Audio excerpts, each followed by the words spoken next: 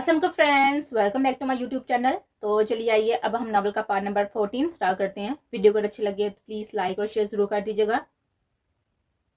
उसके कातिलाना अल्फाज पर बढ़ान को अपना अंगारूबा जुलसता हुआ महसूस हुआ। बालू से दबोचते हुए उसका चेहरा उससे करीब तर करते हुए एक सख्त गुस्ताही कर गया कि परी जी जान से लजर उठी। बढ़ान की इस हरकत ने परी को अच्छा खासा हिला कर रख दिया था। पथरई नजरों से इस जालिम को देखा और अपने लब्बों को हाथ की पूंछ से ढका। उसका चेहरा लहू छलक रहा था। आप शर्म के मारे उसे कुछ बोला न जा रहा था और बढ़ान ने उसे खींचकर खुद से करीब किया। आज के बाद अगर किसी और का जिक्र भी इन लब्बों पर आया तो ऐसी सजा दूंगा उन्हें कि शिकवा भी करना चाहो तो कर ना सकोगे। उसका शिद्दत भरा अंदाज परी को अंदर तक लजरा गया था। वो उसकी शिद्दत पसंदी से सख्त घबराई थी। बढ़ान के मोबाइल पर आते हुए काल ने फंसू है इस लम्हात को तोड़ा। उसकी कमर पर हाथ डाले वो काल पिक कर गया, जबकि उसकी उठती गिरती पलके बढ़ान के दिल के तार छेड़े थी। ये फंसू तो तब टूटा जब फोन पर मुकाबले की बात सुनता उसके चेहरे के तासात बदले। मैं आ रहा हूँ, काल काटता हुआ एक नजर उस पर डालता हुआ अपना गुस्सा ठंडा करने लगा, जो कि काल सुनने के बाद उस पर हावी हुआ था। और ये सच था कि वो उसका सुकून थी। उसका पास होना बढ़ान के गुस्से को ठंडा करता था। जल्दी आऊंगा, इंतजार करना मेरा। उसकी छोटी सी नाक पर लब रखता वो जा चुका था, जबकि परी तो उसके बदले बदले तेवर देखकर हैरान थी।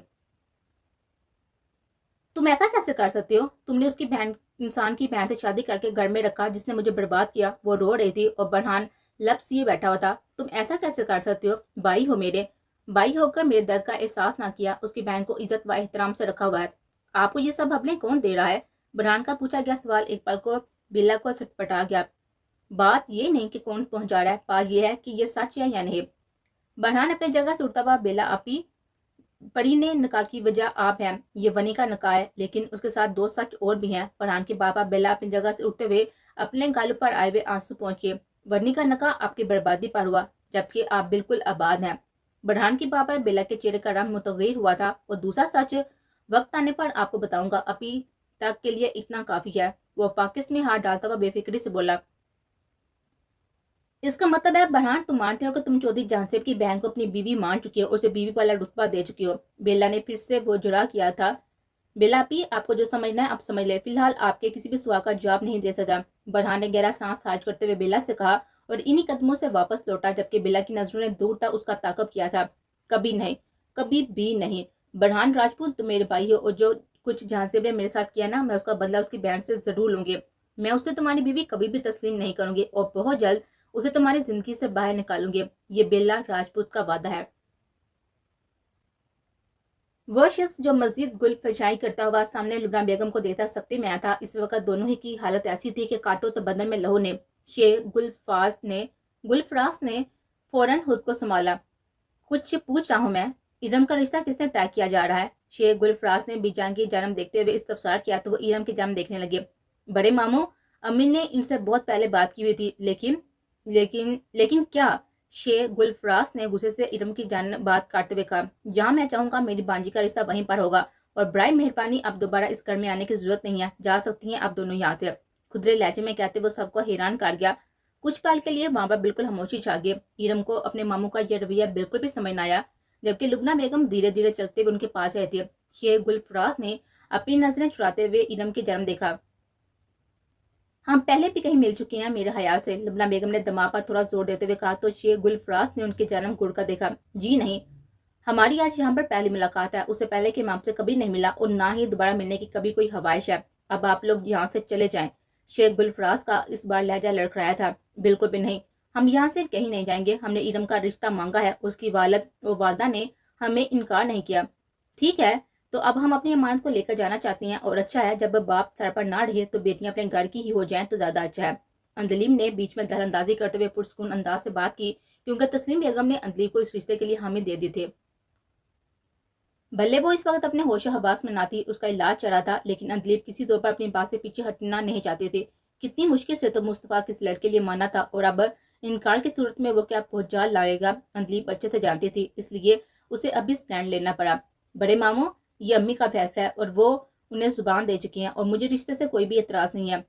सामने नहायती अदब से सर झुकाए हुए कहा, जबकि माथे के बल साफ नजर आ रहे थे। हाँ भाई, करो फैसला, मैं कौन होता हूँ बोलने वाला? बाप को मरे हुए अभी दिन ही कितने हुए हैं। माँ की हालत ठीक नहीं है, वो इज्जत में है और यहाँ एक बेटी तो सीधे से गायब है और दूसरी बेटी को गार्ड बसाने जा रही है। शाबाश शाबाश बच्चे। मामू के तर्ज पर वे एक दूसरे का मुंह देखने लगे। ہم دھوم دھام سے تو شادی نہیں کر رہے، سادگی سے نکاح ہوگا۔ اور رخصتی، اندلیب نے کہنا چاہا۔ اور ماں، اس کی مانگا کیا؟ شیخ گلفراز اب ایموشنلی ان کو بلیک میل کر رہے تھے۔ مسٹر، اب بے فکر ہیں، جب تک تسلیم آنٹی ٹھیک نہیں ہو جاتی ہم یہ رخصتی نہیں کریں گے۔ ٹھیک ہے، اب تو آپ کو کوئی مسئلہ نہیں ہے نا؟ اندلیب نے آخرکار ان کی بات مان ہی لی تھی، جو بھی تھا وہ بڑے تھے اور صحیح کہہ رہے تھے۔ لیکن میں راضی نہیں ہوں، اچانک سے ارم گھبراتے ہوئے بولتے وہ تینوں چونکے۔ کیا مطلب؟ گلفراز شیخ کو اچنبا ہوا تھا۔ مجھے یہ نکاح کرنا ہے، جلدی کرنا ہے، ارم نے قطعی انداز میں کہا تھا۔ اس کا مطلب ہے ضرور تم نے کہیں پر نین مٹکا لگایا ہوا ہے، اس وجہ سے تم یہ نکاح کرنا چاہتی ہو۔ شیخ اکمل ہو تو مار گیا، لیکن اپنی بیٹی کو بہت اچھی سیکھ دے کر گیا ہے۔ گلفراز شیخ نے اس بار ارم کے کردار کو نشانہ بنایا تھا۔ ماموں، اگر آپ بڑے بن کر میرے ساتھ پر ہاتھ نہیں رکھ سکتے تو آپ یہاں سے جا سکتے ہیں، مجھے آپ کی کوئی بھی ضرورت نہیں ہے۔ اور ایک بات یاد رکھیے گا، میری ماں کو آپ لے کر آئے تھے اس گھر میں، وہ کس حالت میں تھی آپ اچھی طرح سے جانتے تھے۔ ان کے ساتھ کیا ہوا، وہ اس حال تک کیسے پہنچی، مجھے یقین ہے کہ اس معاملے میں کچھ نہ کچھ آپ بھی ضرور جانتے ہیں جو ہم سے چھپا رہے ہیں۔ اور میری بہن کہاں ہے؟ آپ بھلے نہ بتائیں، لیکن میں ضرور پتہ لگوا کر آؤں گی کہ آخر میری بہن ہے کہاں۔ اس بات کو میں بھی فراموش نہیں کر دیتی، اس لیے بہتر ہے کہ ہمارے معاملات سے آپ دور ہیں۔ ارم ان کے مقابلے کھڑی ہوتی، دو ٹوک انداز میں کہتی، انہیں چپ کروا دیتی، اور شیخ گلفراز نے ایک قہر کی نظر ارم پر ڈالی اور لمبے لمبے ڈگ بڑھتے ہوئے وہاں سے نکل گئے۔ ارم، تم نے یہ اچھا نہیں کیا، جو بھی تھا وہ تمہارے بڑے تھے، تمہارے ماموں تھے۔ اور نہیں آنٹی، آپ نہیں جانتے، یہ ہمارے کبھی سگے تھے ہی نہیں۔ ارم ہچکیوں سے رو دی۔ انہوں نے جو کیا وہ آپ نہیں جانتی، بس چھوڑ دیں انہیں۔ اور اب بے شک آپ چاہے جس وقت چاہیں رخصتی لے سکتی ہیں، میں بالغ ہوں، میں خود فیصلہ لے سکتی ہوں، ارم کہتے ہوئے اپنے آنسو پہنچ گئے۔ بس میں اپنی ماں اور بھائی کو نہیں چھوڑوں گی، باقی میری کوئی بھی شرط نہیں ہے، ارم نے نہایت دھیرے لہجے میں کہا۔ ہمیں اس بات سے کوئی اعتراض نہیں ہے، لیکن تمہاری امی کی عدت ختم ہونے کے اگلے دن ہم بارات لے کر آئیں گے، وہ یہی میرا فیصلہ ہے، لبنہ بیگم نے ارم کو پیار کرتے ہوئے کہا تو ارم کی آنکھیں تشکر سے پانیوں سے نم ہو گئے تھے۔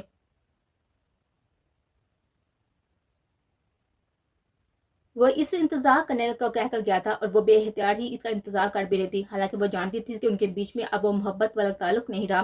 اس کے باوجود بھی اس نے برہان کا انتظار کرنا تھا، کیونکہ اس کی آنکھوں میں اپنے لیے وہ پہلے جیسا ٹھاٹے مارتا ہوا محبت کا سمندر دے چکے تھے۔ لیکن پھر بھی اس کا دماغ یہ سب قبول نہیں کر پا رہا تھا کہ واقعی اس سے محبت کرتا ہے، کیونکہ اب تک جو کچھ ہو چکا تھا اس کے بعد وہ کوئی امید لگانا نہیں چاہتی تھی۔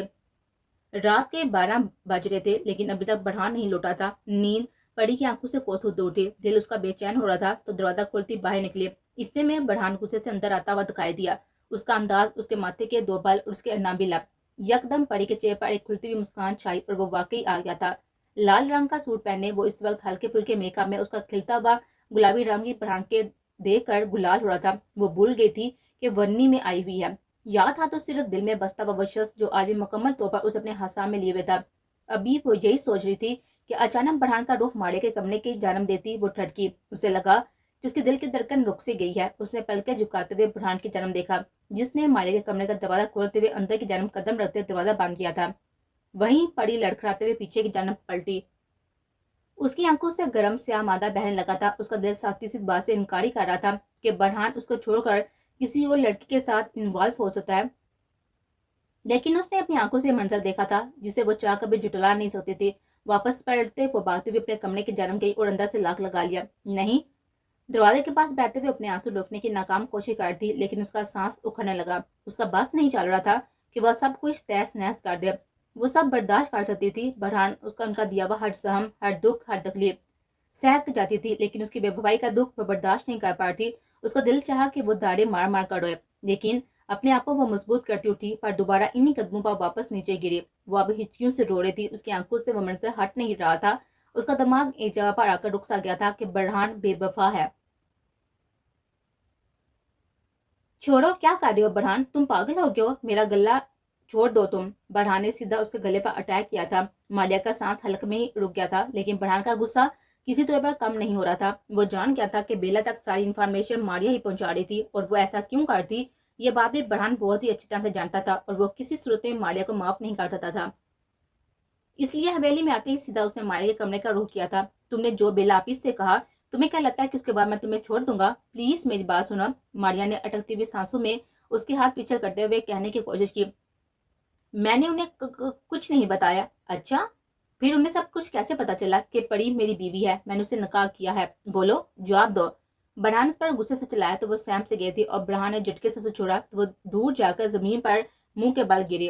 اپنا سامان پیک کرو اور یہاں سے نکلو.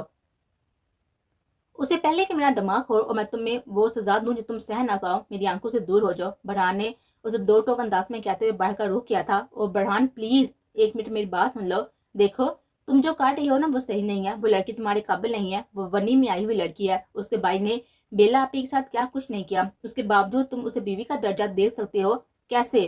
ماریا چٹتی ہوئی تھی. اور تم میرے معاملات میں نہ پڑو تو بہتر ہوگا. برہان نے ساتھی سے کہا تمہاری حیثیت اتنی نہیں ہے کہ تم برہان راجپوت کو مشورے دو. دفع ہو جاؤ یہاں سے. برہان راجپوت نے اس کی بات کاٹتے ہوئے اسے اپنے سے دور دکھا دیا تھا تو وہ دوبارہ زمین بوس ہوئی. اس کی آنکھوں سے آنسو بہہ نکلے تھے لیکن وہ ہار نہیں مانی. پھر سے اس کے دو بدر ہوئے. میں اتنی آسانی سے پیچھے ہٹنے والوں میں سے نہیں ہوں. برہان راجپوت تمہیں کیا لگتا ہے کہ تم یہ سب کچھ کرو گے اور میں پیچھے ہٹ جاؤں گی؟ کبھی نہیں. بیلاپی تو جو کریں گی سو کریں گی. تم مجھے نہیں جانتے کہ میں کیا کروں گی. میں پری کو. اس سے پہلے کہ وہ بات مکمل کرتی برہان نے ایک زوردار تھپا اس کے چہرے پر رسید کیا تھا. ماریا کے چوتھا تپک روشن ہو گیا. آئندہ اگر اپنی گندی زبان سے میری بیوی کا نام لیا تو میں بھول جاؤں گا کہ تم ایک لڑکی ہو. چمڑی ادے کر رکھ دوں گا میں تمہاری. سخت ترین لہجے میں کہتے ہوئے وہ وہاں سے باہر نکلا. اب اس کا روح اپنے کمرے کی جانب تھا, اپنے سکون کی جانب, اپنی بیوی کی جانب, اپنی محبت کی جانب. لیکن وہ یہ نہیں جانتا تھا کہ اس کے لیے آگے ایک بہت ہی بڑی آزمائش کھڑی ہے.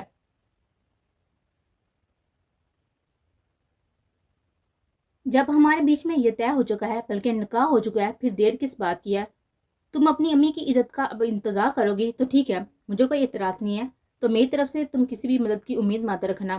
فون پر ایم کے نے ایرم کو کھڑی کھڑی سناتے ہوئے کہا آپ نے مجھے جو کہا تھا میں نے وہی کیا. اب امی کی عزت کا معاملہ آپ کی امی نے چھیڑا ہے. لبنہ آنٹی چاہتی ہے کہ امی کی عزت پوری ہو تو میں کیا کر سکتی ہوں؟ آپ اپنی امی سے بات کریں پلیز. مجھے کچھ مت کہیں. ایرم نے ضد چوتے ہوئے کہا تھا. وہ ایک حد تک بول سکتی تھی. اب وہ بے شرمیوں کی طرح یہ تو نہیں کہہ سکتی تھی نا کہ نہیں مجھے آج ہی رخصت کر کے لے کر جائے. اور ایم کے کی باتوں سے مزید غصہ آ رہا تھا. وہ میں نہیں جانتا, وہ تم نے ہینڈل کرنا ہے. کنٹریکٹ کے مطابق تمہیں آج رخصت ہونا تھا, تم کیوں نہیں ہوئے؟ ایم کے نے جان بوجھ کو تنگ کر رہا تھا. آپ تو ایسے کہہ رہے ہیں جیسے آپ بارات لے کر آئے ہیں اور میں رخصت نہیں ہونا چاہتی اور میں چھپ کر بیٹھی ہوئی ہوں. آپ کی بات ایرم اس ساتھ غصے سے بولتی. اس کی بات پر ایم کے نے زیر لب مسکرایا تھا. اس کی یہی باتیں تو ایم کے کو دیوانہ کر رہی تھی, جو بات ایم کے خود بھی نہیں جانتا تھا. جس دن بارات لے کر آؤں گا نا اس دن سب کے سامنے تمہیں بٹھا کر تم سے نکاح کروں گا اور ڈنکے کی زور پر کروں گا. اور کسی مائی کی لال میں اتنی ہمت یا جرت نہیں ہوگی کہ اس نکاح کو روک سکے. میں انتظار کروں گا. بائے. ایم کے نے ساتھ سنجیدگی سے کہتے ہوئے کال کاٹ دی تھی اور ایرم نے غصے سے موبائل کو دیکھا اور سائڈ بستر پر پھینکا. نہ جانے یہ شخص خود کو سمجھتا کیا ہے, بہت ہی بڑا کوئی گینگسٹر کہیں کا. ایرم کی آنکھوں کے گوشے نم ہوئے تھے. وہ یہ سب کیوں کر تھی, وہ صرف وہی جانتی تھی یا ایم کے؟ یہ سب کے پیچھے بھی ایک راز تھا جو وقت کے ساتھ ہی کھل جانا تھا. اپنے موبائل پر مسلسل کسی کے کال آتا وہ دیکھ کر جہاں زیب کو میٹنگ چھوڑنی پڑتی. کچھ دن پہلے ہی جرگے میں ایک فیصلہ ہوا تھا جس میں ابرار شیخ کو بچا لیا گیا تھا. اس کی جگہ پر اس کی بہن کو ونی کر دیا گیا تھا. اس بات سے جہاں سے بہت زیادہ افسردہ تھا, وہ چاہ کر بھی اس رسم کو روک نہیں پا رہا تھا. اس کے لیے اب اس نے قانون کی مدد لینے کا سوچا. اس سلسلے میں وہ اپنے وکیل کے ساتھ مل کر اس معاملے میں عدالت کی طرف سے رجوع کر رہا تھا تاکہ اس کے گاؤں میں یہ رسم مکمل طور پر ختم ہو جائے. آج بھی اس کی ایک جج کے ساتھ میٹنگ تھی اور میٹنگ کے دوران اس کے نمبر پر مسلسل ایک ہی نمبر سے کال آ رہا تھا جسے وہ بار بار اگنور کرتا. اب غصے میں آتے ہوئے ایکسکیوز کرتا ہوا کال اٹینڈ کر گیا تھا. دوسری جانب سے اسے جو کچھ سننے کو ملا تھا اس کے موبائل پر ہاتھ کی گرفت ساتھ ہوئی تھی. میں فوراً آ رہا ہوں کہتے ساتھ ہی اس نے کال کٹ کی تھی اور ایڈوکیٹ ضمیر سے ایمرجنسی کا کہتے ہوئے وہاں سے باہر نکلا تو ڈرائیور گاڑی لیے کھڑا تھا. فوراً فارم ہاؤس لے کر چلو. آرڈر دیتا ہوا وہ گاڑی میں بیٹھا اور کسی پر نمبر ڈائل کرنے میں لگ گیا. کال تو جار تھی لیکن کوئی بھی فون اٹھا نہیں رہا تھا. ڈیمٹ. نہیں قصبہ, اس بار نہیں, میں کچھ بھی ہونے نہیں دوں گا تمہیں, چاہے کچھ بھی ہو جائے اس بار نہیں. وہ دل ہی دل میں قصبہ سے مخاطب کرتے ہوئے بولا تھا جبکہ دل پوری طرح سے گھبرا رہا تھا.